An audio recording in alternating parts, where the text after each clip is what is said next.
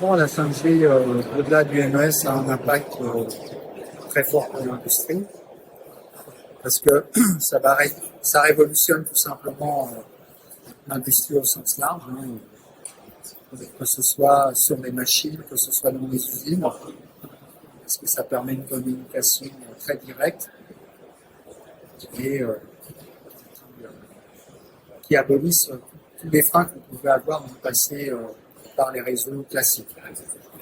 Donc, pour l'optimisation industrielle et pour le MES, effectivement, l'impact est énorme, puisque ça va démocratiser le passage au cloud du MES, ce qui n'était pas forcément le cas, puisque beaucoup de prospects ou clients utilisent le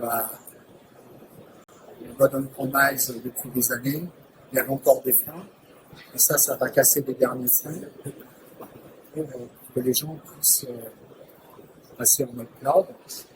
Le second enjeu qui est très important, c'est que l'accès aux machines va être facilité et par la 5G, probablement on va changer de protocole et utiliser des protocoles plus adaptés au monde de la 5G. Et là, ça veut dire qu'on aura un accès direct avec la machine et avec son fabricant.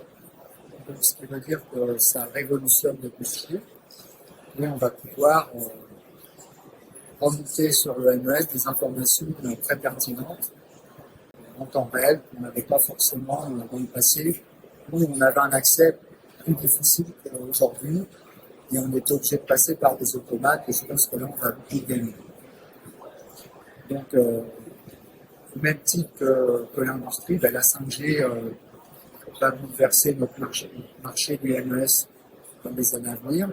Donc, pour tout éditeur comme pour Sedapta, l'impact est grand parce que nous, on ne fait pas que du MES, on fait tout ce qui touche à la supply chain. Et la supply chain, on va gérer les appros, on va gérer l'optimisation du transport, on va gérer la planification, on va gérer les rapports avec la sous-traitance, parce qu'on a bien vu gérer la sous-traitance.